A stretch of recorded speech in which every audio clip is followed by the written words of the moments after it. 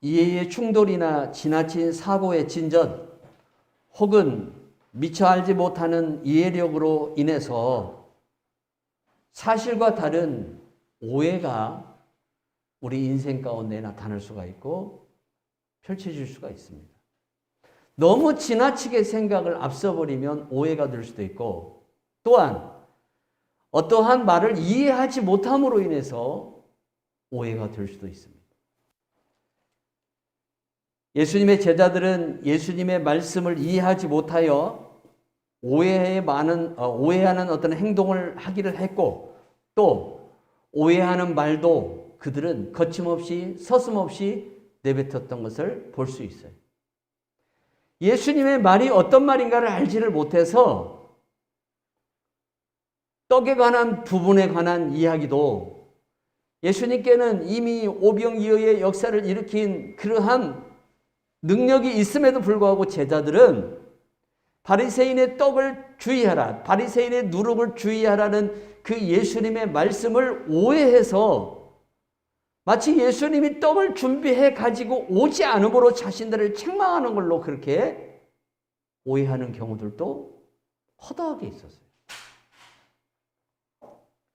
그래서 마가복음은 예수님의 제자들의 활동을 기록하는 말씀 중에 제자들의 어리석음, 제자들의 어떠한 오해되어진 그러한 믿음의 행위를 자세히 기록해 놨어요.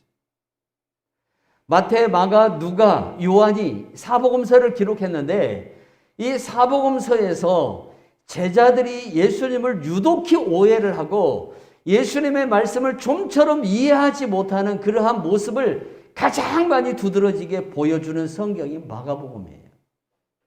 마가복음을 보면 예수님의 제자들의 엉뚱한 모습들이 참 많이 나오는 것을 볼 수가 있어요. 하나님의 말씀을 제대로 알지 못하면 영적인 오해를 가져옵니다. 그래서 이스라엘 선생님들은 어렸을 때부터 아이들을 교육할 때, 학교에서 교육할 때에 어떤 훈련을 정말 많이 시키냐면 듣기 훈련을 많이 시켜요. 먼저 듣게 해요. 유대인의 교육은 듣는 데서부터 출발해요. 그리고 들은 것을 말하게 해요. 말하게 합니다. 그런데 그 말을 할 때에 선생님이 발음을 정확하게 잡아줍니다. 히브리어의 특징은 뭐냐면 우리 성경하고 우리 글하고 약간 차이점이 있습니다. 우리나라 사람들은 글을 읽을 때 어떻게 띄어쓰기를 잘 읽느냐에 따라서 이해력이 올 수가 있어요. 띄어쓰기를 잘못하면은 아버지가 방에 들어가시는 게 아니라 아버지 가방에 들어가신다가 되어버려요. 그래서 우리나라 교육은 띄어쓰기를 중점적으로 하는 교육이에요. 띄어쓰기를 어떻게 해서 쓰느냐, 띄어서 어떻게 읽느냐, 이걸 중점적으로 가르치는데 유대인들은 띄어쓰기에 중점적이 있는 것이 아니라 무엇에 중점을 두냐면 발음입니다. 히브리어의 특징은 발음입니다. 똑같은 단어인데 어떻게 발음하느냐에 따라서 그 뜻이 완전히 달라져 버려요. 중국어가 그러잖아요. 중국어가 여러분 발음을 어떻게 하느냐에 따라서 똑같은 단어예요. 그런데 이 단어를 어떻게 발음하느냐에 따라서 뜻이 완전히 달라져요. 그래서 유대인들은 어렸을 때부터 듣는 훈련을 엄청 시키고 말하는 훈련을, 정확하게 말하는 훈련을 자꾸 시킵니다. 왜 그럴까요? 말에 대한 오해를 사지 않도록 하기 위해서. 잘못된 행동을 가져올 수 있기 때문에, 아이들이 이해를 잘못하면 잘못된 행동을 가져오기 때문에, 잘못된 사고는 잘못된 행동을 가져와요. 그렇기 때문에 정확히 알으라는 거예요. 정확한 뜻을 알아야 한다는 거예요. 정확한 풀이가 있어야 한다는 거예요. 그래야만이, 제대로 알아야만이 바른 신앙생활을 할 수 있고 사회적 생활을 할 수 있다는 것이 유대인들의 교육의 철저한 정신이라고 볼 수 있어요. 복음서 중에서도 마가복음은 예수님의 말씀을 이해하지 못하고 엉뚱한 말이나 행동을 하는 12제자의 모습이 자세하게 기록되어 있어요. 하나님의 아들이신 예수 그리스도를 가장 가까이에서 모신 제자들. 예수님과 3년 동안 동거동락을 함께 했던 제자들임에도 불구하고 어느 때는 예수님이 어떤 말을 하면 그 말을 도저히 알아듣지 못하는, 그리고 엉뚱한 행동을 하는 그러한 제자들의 모습은 여러분 우리들의 신앙생활의 모습이 될 수도 있다는 사실입니다. 사실 제자들이 예수님을 옆에서 보지 못하고 만지지 못해서 그랬을까요? 그런 것은 아니에요. 너무나 오랜 시간 동안 예수님에 대해서 그들은 봐왔고, 또 예수님과 그들은 동행하면서 예수님이 하나님의 참 아들이시고 예수님만이 하늘에서 오신 구원자라는 사실을 인정까지도 했어요. 예수님이 묻죠. 사람들이 나를 누구라 하느냐? 그때 제자들이 말합니다. 사람들이 선생님이 이렇게 말합니다. 어떤 이는 엘리야라고 그러고, 어떤 이는 모세라고 그러고, 어떤 이는 에레미야라고 그러고, 또 어떤 이는 통틀어서 선지자 중에 한 사람이라고 그럽니다. 라고 이야기를 해요. 말라기서 여러분 3장에 보면 종말의 날에 하나님께서 엘리야와 같은 자를 보내주신다 그랬어요. 엘리야와 같은 자가 누구냐면 세례 요한이에요. 세례 요한. 엘리야와 같이 물로 이스라엘 백성들에게 물이 오지 않는 그 비가 오지 않는 그 땅에 비를 내린 엘리야와 같은 물로 세례를 주는 세례 요한을 보내주신다는 뜻이에요. 근데 유대인들은 말라기서 3장에 나오는 엘리야와 같은 사람을 누구로 오해했냐면 예수님으로 오해했어요. 그래서 예수님이 제자들한테 물어요. 너희는 나를 누구라 하느냐? 그때 베드로가 주님 앞에 고백합니다. 주는 그리스도요 살아계신 하나님의 아들이로소이다. 정말 칭찬 듣는 말을 하죠. 오랜만에 베드로가 제대로 된 제자의 모습을 보여줘요. 예수님께서 베드로의 이 말을 듣고 내가 너를 불렀고 내가 너를 세웠고 내가 너를 통해서 앞으로 어떤 일을 할 것인가에 대해서 자부심을 느낀다라는 생각을 가졌을 거예요. 그런데 성도 여러분, 베드로보다 더 좋은 고백을 한 제자가 있습니다. 프랑스의 철학가인 데카르트가 이런 말을 했어요. 나는 의심한다, 사유한다, 고로 나는 존재한다. 예수님의 제자 중에 마치 이 데카르트가 말한 한 사람처럼 보이는 제자입니다. 항상 모든 일에 의심을 하기를 주저하지 않고 모든 것들을 생각과 어떤 사고를 통해서, 사유를 통해서 정확한 데이터와 정확한 과학적 증명이 아니면 믿지 않는 사람이 예수님의 제자 가운데 한 사람이 있었어요. 그게 누구냐면 도마예요, 여러분. 도마는 내가 예수님을 직접 보거나 예수님의 손을 만져보거나 예수님의 옆구리에 손을 넣어보지 않고서는 예수님의 부활을 내가 믿지 않겠다라고 이야기를 했어요. 예수님이 부활하시고 8일 만에 도마에게 나타납니다. 제자들이 함께 있는 그 홀 안으로, 공간 안으로 예수님이 오십니다. 그리고 도마에게 말합니다. 나를 만져보거라. 만져보거라. 내 옆구리에 손을 넣어보거라. 그때 도마가 예수님을 확인하고 자기 손으로, 자기 눈으로 확인하고 나서 뭐라고 이야기를 하냐면, 여러분, 예수님에게 하나님이라고 고백한 제자는 도마밖에 없어요. 베드로도 그 고백은 안 했어요. 주는 그리스도요 살아계신 하나님의 아들이로소이다라고 고백은 했어요. 그 고백만 갖고도 베드로를 통해서 교회를 세우겠다는 예수 그리스도의 약속을 받았어요. 근데 도마는 그것보다 한 차원 더 높은 고백을 해요. 뭐라고 얘기해요? 나의 주, 나의 하나님이라고 그래요. 당신이 하나님이십니다. 나의 주시며, 나의 주인이시며, 나의 하나님이십니다. 부활하신 예수님을 정확하게 알았어요. 봤어요. 만졌어요. 그리고 나서 이제 그는 정말 예수의 올바른 제자, 예수의 참된 제자가 되기 위해서 몸부림을 칩니다. 그리고 그가 AD 42년에 한국 땅에 옵니다.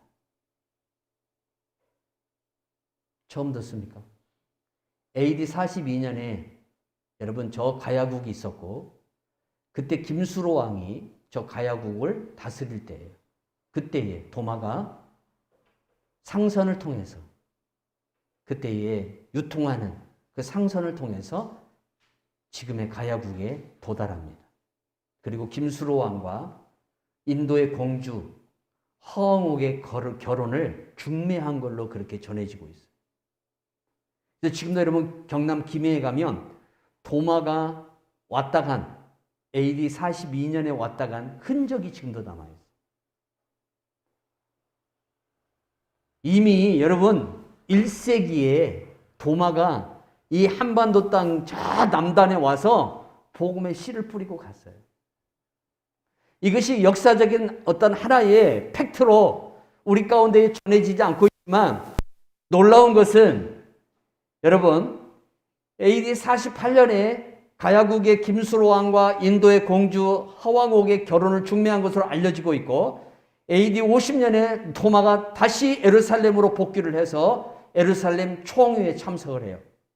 그리고 다시 AD 52년에 인도로 와서 인도 서부 마라바에서 선교를 하다가 순교를 당하는 일로 그렇게 인도 기독교 역사에 기록이 되어 있어요. 인도 남부에 가면 그리스도인들이 참 많아요, 여러분. 인도가 힌두교 국가지만 남부 쪽에는 그리스도인들이 많습니다. 근데 이 인도 기독교 역사를 보면 어떤 얘기예요? 도마 이야기가 그대로 나와요. 그리고 도마가 여러분 인도의 공주와 저 신라 가야국의 왕을 중매를 한 그러한 인물로 거기에 기록되어 있다는 거예요. 그러니까 여러분 도마가 여기 남해까지 왔다 갔다 하는 것이 사실로 밝혀지고 있어요.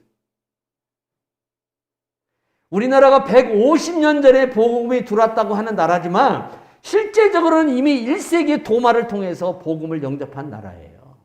이 나라가. 그러한 역사적인 사실을 가지고 있어요. 도마가 그러면 이 미지의 땅까지 올 수 있었던 것이 뭡니까? 예수님을 제대로 알았기 때문에 그렇습니다. 예수님을 제대로 알면 여러분 예수님이 인도하는 어디든지 갑니다. 예수님을 제대로 알면 예수님을 제대로 믿습니다. 문제는 예수님을 제대로 못 믿는 이유는 예수님을 제대로 알지 못하기 때문에 그래요. 바울을 보십시오. 예수님을 만나기 전까지 바울은 정말 기독교의 적대자였습니다. 수많은 사람들을 잡아 죽이고 스데반을 죽이는 데에 1등 공신이 누구냐? 바울입니다, 여러분. 초대교회를 온 세상으로 흩어버리게 한 장본인이 누구냐면 바울입니다. 그가 나중에 뭐라고 이야기를 합니까? 그때는 내가 예수님을 알지 못했다고 그랬어요. 자기가 하는 일이 하나님을 위한 일인 줄 알았어요. 그게 하나님을 위해서 열심히 하는 일인 줄 알았어요. 그런데 나중에 보니까 나중에 예수님을 정확하게 알고 예수님을 직접 만나고 나서 보니까 자기가 했던 일이 예수님을 대적하는 일이었고 예수 믿는 자들을 핍박하는 일이었고 그건 하나님이 기뻐하는 일이고 하나님과 원수된 일이었어요. 비로소 예수님을 만나고 난 다음에 그가 어떻게 변해요? 여러분 이제는 자기의 생명도 아끼지 않는 주님의 제자가 됩니다. 그래서 사도행전에서 뭐라고 얘기합니까? 나의 달려갈 길과 주 예수께 받은 은혜의 복음의 사명을 감당하려 하면은 내 생명도 조금도 귀한 것으로 여기지 않겠노라. 이렇게 고백합니다. 예수님을 제대로 아니까 어떻게 돼요? 자기 생명도 아끼지 않아요. 자기 생명도. 예수님을 제대로 아니까. 정확하게 아느냐, 정확하게 알지 못하느냐. 여러분 이단들의 특징이 뭡니까? 제대로 알지 못한다는 거예요. 제대로 알지도 못하면서 마치 자기가 최고로 잘 아는 것처럼 그렇게 이야기를 한다는 거죠. 얼마나 어리석은 사람들입니까? 예수를 제대로 알면 저런 짓 하지 않아요. 여러분 신천지 그러한 짓 하지 않아요. 예수를 제대로 알면 전혀 모른다는 거예요. 그래서 우리가 어떠한 일을 할 때도 오해를 샀고 또 오해를 내가 삼지 않으려면 정확한 팩트를 알아야 한다는 사실. 사도행전 20장 24절에서 바울은 자기 자신이 예수님을 알고 난 다음에 어떤 사람이 되었는가에 대해서 자기 자신을 스스로 변증해요. 나의 달려갈 길과 주 예수께 받은 은혜의 사명을 감당하려 하면은 내 생명을 조금 더 귀한 것으로 여기지 않겠노라. 그렇게 고백해요. 여러분, 이 고백이 무엇 때문에 나와요? 하나님을 정확하게 알았다는 거예요. 하나님을. 예수님이 어떤 분인가를 정확하게 알았다는 거예요. 우리가 예수님을 정확하게 알면 우리 인생에 있어서 바울처럼 예수님을 제대로만 만나면, 도마처럼 예수님을 제대로 만나면 주님이 인도하는 세계 끝 어디라도 우리는 갈 수 있고 주님이 명령하는 어떤 명령도 우리는 능히 감당할 수 있어요. 왜? 예수님을 알기 때문에. 천국을 아는 사람은, 예수님을 아는 사람은 아무것도 두려운 게 없어요. 두려운 게 없어요. 염려할 것이 없어요. 근심할 것이 없고 걱정할 것이 없어요. 왜? 예수님을 알고 하나님을 알고 성령님을 알고 천국을 알면 여러분, 이 세상과는 비교가 되지 않는다는 것을 깨닫기 때문에 그래요. 사람은 두려운 존재가 아니에요. 진짜 두려운 존재는 하나님이셔요. 사랑하는 성도 여러분, 오늘날 세계가 이렇게 복음화되어지고 예수 믿는 사람들이 세계 가는 곳곳마다 넘쳐나는 것은 사도 바울이 예수님을 제대로 만났기 때문에 그래요. 예수님을 제대로 알았기 때문에. 그 한 사람으로 인해서, 도마로 인해서. 예수님이 누구인가? 하나님이라는 사실을 비로소 깨달았어요. 나의 주, 나의 하나님. 니시오니까 라고 바울이 오늘 자기 자신에 대해서 예루살렘에 가서 변명하면서 뭐라고 얘기합니까? 누군가 나를 불렀다는 거예요. 니시오니까 뒤를 딱 돌아보는 순간 내가 그동안 이단으로 여겼던, 내가 정말 무시했던 예수가 내 앞에 딱 서서 나는 네가 핍박하는 나사렛 예수다라고 대답을 했다는 거예요. 그리고 바울이 그 순간 예수님에 대한 자기의 그동안의 생각이 얼마나 잘못되었고 예수님을 자기가 너무나 모르고 있었다는 거예요. 하나님을 너무나 알지 못하고 있었다는 거예요. 자기가 유식한 자가 아니라 무식한 자였고 자기가 율법에 대해서 대가라고 생각했는데 초등학생만 또 못한 그러한 성경 실력을 가지고 살아간 자에 불과했다는 것을 철저히 깨달아요. 그리고 비로소 이제 어떻게 해요? 예수님을 그가 알고 만나고 그리고 그 예수 복음을 전하기 위해서 그가 어디까지 갑니까? 여러분 일루리곤이라고 그랬습니다. 노마서에 보면 일루리곤까지 복음을 편만하게 전해. 이 일루리곤이 지금이 어디냐면 유럽에 가면 여러분 발칸반도가 있잖아요. 보스니아, 세르비아, 크로아티아. 여기 가면은 알바니아라는 곳이 있어요. 알바니아. 발칸반도 안에 여러분 옛날에 유고슬라비아라고 이렇게 하나 연방 체제를 갖추었던 나라가 있었어요. 이게 이제 소련이 붕괴되면서 해체되어 갖고 다 독립을 했는데 그 안에 알바니아라는 나라가 있는데 그게 일루리곤입니다. 여기까지 가서 복음을 전했습니다. 근데 로마서에 바울이 편지를 하면서 마지막 부분에 뭐라고 얘기합니까? 내가 너희들에게 가기를 원한다는 거예요. 로마 교회에 가기를 원해. 가고자 하는 이유는 너희들이 나를 서바나로 보내주기를 원한다는 거예요. 서바나가 어디냐면 스페인이에요. 지금의 스페인이 서바나입니다. 스페인으로 나를 선교사로 파송해달라는 거예요. 내가 이제 거기까지 가서 복음을 전하기를 원한다는 거예요.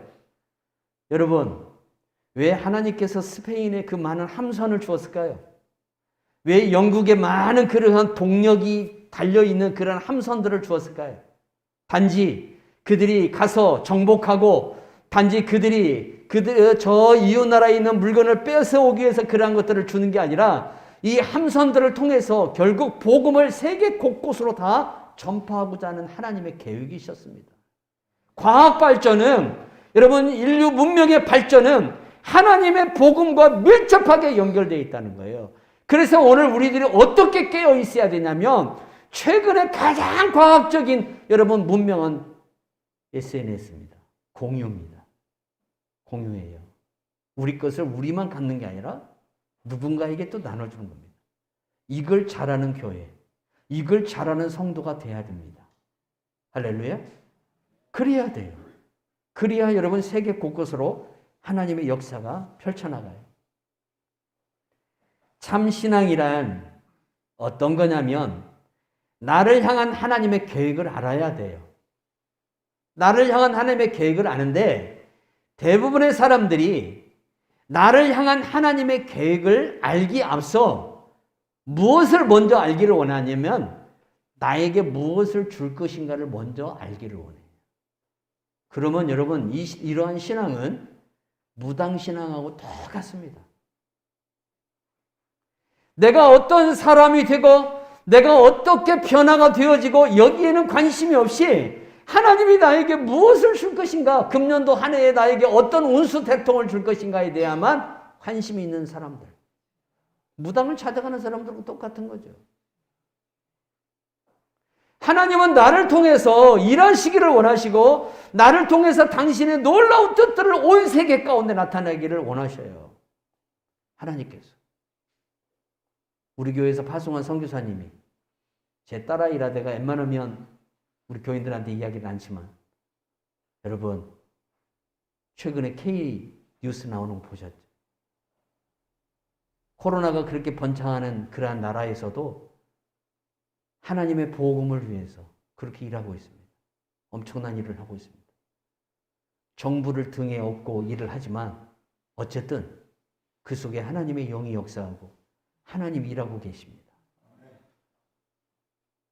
그래서 자랑스럽습니다. 나가서 여러분 이렇게 세계 속에서 하나님의 일을 하고 있다는 것이. 우리 교회가 이런 선교사를 파송했다는 것이. 여러분 김혁수 선교사님은 아프리카 탄자니아에 나가고 계십니다. 이미 가셨습니다. 주사 한 번 맞고 갔어요. 2번 맞고 가시죠? 아니에요 목사님. 그 영혼들이 기다려요. 비자 나왔을 때 가야 돼요. 갔어요. 병원 사역을 하셔요 사모님하고. 우리 교회가 그분하고 협력하잖아요. 이분을 통해서 아프리카 탄자니아는 여러분 공산주의나 다를 바 없는 나라예요. 독재국가예요.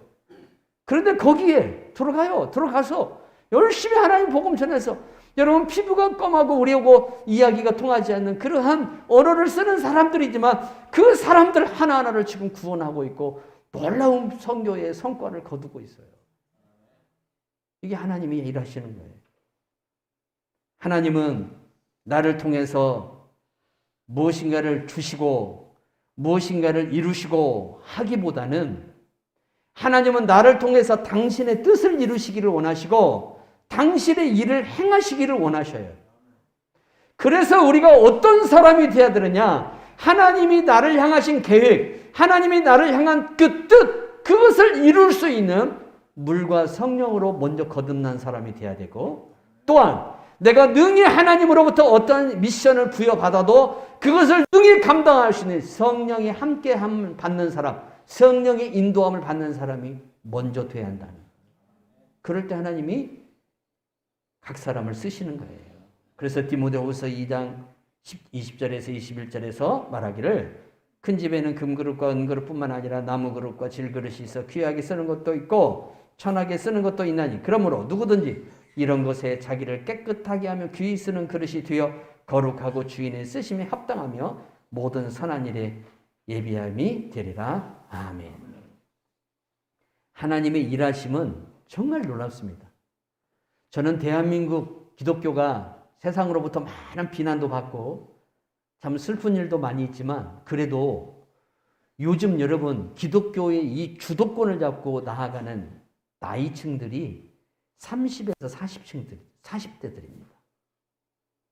정말 놀라운 것은요.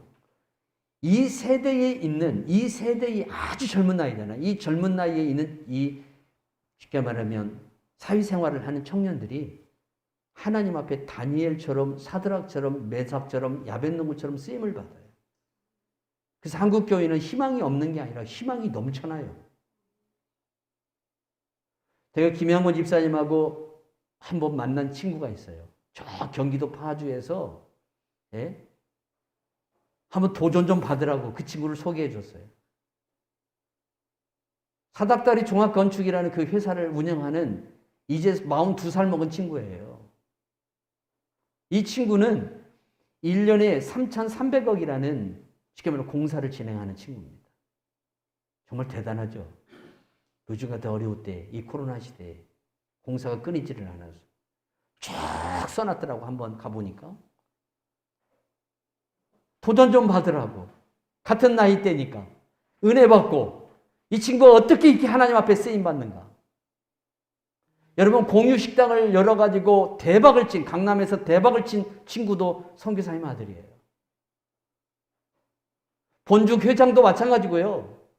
다 젊은 친구들이에요, 이 친구들이. 하나님 앞에 정말 보배롭게 쓰임받는 사람들. 왜 하나님이 그들에게 올인을 할까? 왜 하나님이 그들을 그렇게 사용하실까? 이유가 뭘까요? 자기들이 원하는 것을 하나님 앞에 바라고 구하는 것이 아니라 하나님이 자기들을 통해서 하시고자 하는 일을 구하고 바라기 때문에 하나님이 쓰시는 거예요. 공통적인 특징이 거기에 있더라 이거예요. 이분들을 종합해 보니까, 이분들을 하나씩 만나면서 여러분 이분들과 대화를 해보니까 무엇을 느끼냐면 이들은 하나님께서 나를 통해서 무엇을 하기를 원하는가에 대한 관심을 갖고 계셔요. 내가 원하는 것을 이루시기 위한 하나님이기보다는 하나님이 이 땅에서 이루시고자 하는 것을 내가 순종하는 사람이 되기를 먼저 원하시더라 이거예요. 그러니까 하나님이 이 사람들을 쓰더라 이거예요. 이 젊은이들을 써요. 목사들도 여러분 그분들 앞에 서면 부끄럽습니다. 정말 부끄럽습니다. 하나님이 그렇게 우리 예성교회와 성도님들을 쓰기를 주 예수의 이름으로 축원합니다. 하나님의 계획이 뭡니까? 여러분 이스라엘 백성들을 불러낸 이유가 뭘까요? 애굽 땅에서 불러낸 이유가 뭘까요? 굶주리게 하려고? 마늘 못 먹게 하려고? 오이 못 먹게 하려고? 고기 못 먹게 하려고? 물 없는 곳으로 데리고 가서 좀 고통도 주려고? 아니잖아요, 그게. 우리 하나님 그런 하나님이 아니라는 것을 우리가 다 알고 있잖아요. 정말 선하시고 은혜로우신 하나님이라는 사실을 우리가 다 알고 있어요. 모세는 신명기서를 통해서 왜 하나님께서 가나안 땅으로 이스라엘 백성들을 인도하는 과정 속에 광야를 통과하게 했는가를 말씀하고 있어요. 왜 광야를 통과하게 했을까? 내 인생에 왜 아픔을 주셨을까? 내 인생에 왜 고통을 주셨을까? 내 인생에 왜 어려움을 이 중간중간에 주셨을까? 우리는 여기에 대한 질문의 답을 가지고 살아가야 될 줄로 믿습니다. 물 없는 곳으로 데리고 간 이유가 뭡니까? 너희들의 살고 죽는 것이 하나님 손에 달려있다는 겁니다. 여러분 때로는 왜 하나님께서 그 광야 뜨거운 곳으로 데리고 갔습니까? 하나님의 사랑을 친히 보여주기 위해서. 낮에는 구름 기둥으로 밤에는 불 기둥으로 역사하셨습니다. 낮에 구름 기둥이 밤에는 불 기둥이 되어버리는 거예요. 밤에 불 기둥이 낮에는 구름 기둥이 되어버리는 거예요. 이렇게 하나님께서 당신의 사랑을, 특별한 사랑을 보여주기 위해서, 나타내주기 위해서 내가 너희들을 이렇게 사랑하고 내가 너희들을 이렇게 귀하게 여긴다는 것을 보여주심으로 말미암아 이스라엘 백성들이 하나님을 예배하도록 하기 위해서 불러내신 거예요. 우리를 불러내신 이유가 뭔지 아십니까? 예배하는 자가 되기 위해서입니다. 그래서 하나님은 내가 나를 통해서 받아야 할 영광을 절대 우상에게 빼앗기지 않습니다. 나를 통해서 영광 받기를 원하시는 하나님은 나를 통해서 오늘 여전히 영광을 받도록 하기 위해서 내가 기필코 하나님 앞에 예배자로 서기 위해서 내게 뭘 주시냐면 고통이라는 걸 줍니다. 고통을 통해서 비로소 내가 예배자가 되게 만들어요. 그리고 내가 예배자가 되면 하나님은 내게 어떤 은혜를 주시냐면 이른 비와 늦은 비를 주십니다. 여러분 이 자연의 축복은 우리 삶에 있어서 매우 중요한 겁니다. 하늘이 안 도와주면은 농사도 못 짓습니다. 아무리 인간이 노력을 하고 인간이 과학적 발전을 추구하고 나간다 할지라도 하나님 아버지 이 자연적 섭리가 우리 가운데 계속해서 순환되어지지 않으면 인간의 삶은 피폐해질 수밖에 없습니다.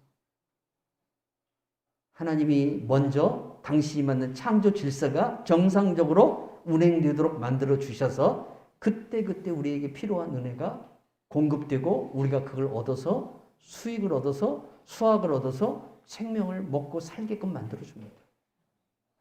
그것뿐만 아닙니다. 때로는 우리가 자연에서 얻을 수 없는 것, 일반적인 어떤 상식을 통해서 얻을 수 없는 것을 특별한 은총, 기적과 이적과 능력을 통해서 우리에게 부어주심으로 말미암아 우리가 이 땅에서 하나님의 은혜 가운데에 충분히 살 수 있도록 만들어 주십니다. 근데 이스라엘 백성들은 그걸 깨닫지 못해서, 그걸 알지 못해서, 하나님이 왜 자기들을 광야로 인도했는가를 알지 못해서 광야에서 실컷 하나님을 원망합니다. 진짜 원망할 만큼 해버리죠. 충만하게 원망을 해버립니다. 하나님이 애굽에 배당지가 없어서 우리를 여기까지 데리고 와서 죽이냐 이거예요. 왜 물 없는 곳으로 우리를 데리고 와서 이렇게 고통스럽게 하냐 이거죠. 왜 고기가 먹고 싶은데 고기를 안 주냐 이거예요. 마늘이 먹고 싶은데 오이가 먹고 싶은데 왜 이런 건 안 주냐 이거예요. 수도 없이 하나님을 의심하고 하나님의 계획을 불평하고 하나님의 뜻을 그들이 역행합니다. 그럴 때마다 하나님은 모세를 통해서 너희들을 내가 왜 불러냈는가? 너희를 통해서 무엇을 하기를 원하신가를 계속 말씀하셨습니다. 궁극적인 목적은 뭡니까? 너희들은 예배하는 백성이라는, 나를 영화롭게 하는 백성이라는, 내가 너로 하여금 나를 영화롭게 하기 위해서, 나를 높이도록 하기 위해서 내가 너를 불렀고, 내가 너를 지명했고, 내가 너를 사랑했고, 내가 너를 오늘 이 자리에 앉혀놨다는 겁니다. 그러니까 우리가 그 하나님의 부르심의 목적을 순종하고 나아가면, 예배하는 자로서 우리가 하나님을 사랑하고 살아가면 하나님께서 오늘 우리들이 예배하는 자로서 충분한 누려야 할 것들, 필요한 것들을 능히 채워주시고 부어주시는 하나님이심을 믿어야 됩니다. 하나님은 우리가 언약을 잘 지키고 하나님의 소유가 되어서 우리가 이 세상의 거룩한 백성이 되기를 원했어요. 많고 많은 민족들 가운데에 아브라함의 후손, 야곱의 후손들만 하나님이 내 백성이라 부르셨어요. 내 백성이라. 아무나 내 백성이 아니에요. 야곱의 후손들만 내 백성이라 그랬어요. 성도 여러분, 그런데 이스라엘은 그러한 사실을 깨닫지 못하고 도리어 하나님 앞에서 항상 원망하고 불평하는 삶을 살아간 것을 볼 수 있죠. 하나님께서 왜 그들을 광야로 내리고 갔는가? 낮추시고 겸손하게 하고 시험을 통과해서 앞으로 어떤 일을 만나도 담대한 사람이 되며 또 만나를 줌으로 사람이 떡으로만 사는 것이 아니라 하나님의 입에서 나오는 말씀으로 산다는 것을 철저히 가르쳐주고 깨닫게 하기 위해서 하나님이 그들을 광야로 데리고 나간 거예요. 그런 하나님의 뜻을 알지 못하고 그러한 하나님의 이 계획을 알지 못하고 그러한 하나님의 지식과 하나님의 지혜를 알지 못해서 자기 앞에 당한 여러 가지 그러한 일순간적인 찾아오는 그러한 잠깐의 고통을 이기지 못하고 하나님을 원망했던 것을 볼 수 있어요. 우리는 다시 반복되는 이스라엘의 삶을 살아가서는 안 될 줄 믿습니다. 천국에 가면 두 가지 것을 감사합니다. 나에 대해서만. 첫째는 내가 천국에 왔다는 걸 감사합니다. 또 하나는 후회합니다. 반드시 후회한답니다. 뭘 후회하느냐? 내가 땅에서 하나님의 계획된 사람이었고 하나님의 이 모든 프로그램 안에 내가 어떻게 쓰임받을 것인가를 하나님이 보여주신답니다. 내가 너를 이렇게 쓰려고 그랬어. 내가 너를 이렇게 복 주려고 그랬어. 그런데 그러한 하나님의 뜻에 우리가 온전히 순종하지 못하고 부응하지 못해서 정말 하나님의 그러한 일하심에 어떤 몇 프로도 되지 않는 그러한 일만 하고 천국에 가기가 쉽다는 겁니다. 그래서 천국에 가면 감사도 하지만 후회도 한다는 거예요. 우리가 하나님 앞에 기도할 때 하나님 나를 향해서 내 가정을 향해서 우리 교회를 향해서 기도할 때마다 마음껏 쓰시옵소서. 마음껏 나를 쓰시옵소서. 내가 주의 말씀에 순종하겠나이다. 나를 쓰시고자 하는 하나님의 말씀하심에 하나님의 인도하심에 하나님의 일하심에 내가 충분히 쓰임받도록 나 자신을 드리겠습니다. 하나님 나를 쓰시옵소서. 나를 쓰시고 나에게 은혜를 주시고 이 주신 은혜가 주님의 쓰심에 더 큰 역사로 나타나게 해달라고 우리가 하나님 앞에 기도해야 될 줄로 믿습니다. 예수님을 제대로 알으니까 바울이 예수님을 제대로 섬깁니다. 어떤 어려움이 와도 그가 예수님을 제대로 섬기죠. 다 이겨냅니다. 여러분, 예수님을 알면 고통을 축복으로 봅니다. 예수님을 알면 우리는 영광을 바라보지 고통을 바라보지 않습니다. 고통 뒤에 반드시 영광이 온다는 사실을 믿습니다. 오늘 우리가 예수님을 제대로 알아야 돼요. 나를 향한 하나님의 계획이 있다는 거예요. 여러분, 나이를 드셨다고 해서 계획이 취소되는 게 아니에요. 저 세상 기업들은 사람들을 선택할 때에 젊은 친구들만 뽑잖아요. 젊은 친구들. 이 사람만 필요하다는 거죠. 근데 하나님 나라는 그게 아니에요. 하나님 나라는 어린아이도 필요하고 나이 드신 분들 필요하고 젊은이도 필요하고 남자도 필요하고 여자도 필요하고 다 필요해요. 하나님께서 우리를 부르셔서 쓰시겠다는 거예요. 쓰시겠다. 어떻게 쓰셔야 되는가? 여러분, 정말 하나님께서 당신의 위대함을 우리 가정과 우리 자녀들을 통해서 충분하게 쓰실 수 있도록 우리 가정을 내어주시고 우리 교회를 내어주고 내 자신을 내어주는 성도가 되어야 될 줄로 믿습니다. 하나님의 일하심을 보십시오. 여러분, 유대인 귀족들을 바벨론까지 끌고 갑니다. 6개월이 걸립니다. 이라크까지 가는데 걸어서 갔습니다. 손에 다 쇠사슬이 차여 있습니다. 끌려가는 6개월 동안 무슨 생각을 하겠습니까? 다니엘이나 그의 세 친구들이. 이 내 신세가 뭐냐? 내 신세가 뭐냐? 아마 그러한 인생의 타령을 하지 않았겠습니까? 이게 뭐냐 이게? 하나님 믿는 사람의 이게 모습이 뭐냐? 하나님이 그들을 저기 바벨론 땅에 데리고 가서 어떤 일을 할 것인가에 대해서 아직 모르고 있어요. 모르기 때문에 얼마든지 원망할 수 있고 불평할 수 있어요. 그러나 우리는 모를 때에 우리가 정말 조심해야 할 게 뭐냐면 모를지라도 하나님이 하실 일을 하시고 하나님이 일하시고자 하는 것을 일하실 때에 나를 쓰실 줄 나는 믿습니다. 이 고백이 우리 안에 신앙 고백이 돼야 돼요. 모를지라도 내 앞으로 어떻게 인도할까를 모를지라도 하나님은 반드시 쓰실 줄 믿습니다. 내 가정을 쓰시고 내 자녀들을 쓰시고 내 교회를 쓸 줄 믿습니다. 여러분, 다니엘과 그의 세 친구들이 그 신앙으로 바빌론까지 끌려간 거예요. 근데 보십시오, 여러분. 하나님은 어떻게 쓰는가? 이 세 친구를 통해서 그리고 다니엘까지 포함한 이 4명의 유대의 청년을 통해서 느부갓네살의 피로 사들인 피로 정복한 땅을 다 다스려버립니다. 유대가 바벨론에게 멸망했는데 도리어 이 바벨론 청년들이 유대의 청년들이 바벨론 땅에 가서 바벨론을 다스려버립니다. 이게 하나님의 일하심입니다. 하나님은 누구에게도 지지를 않습니다.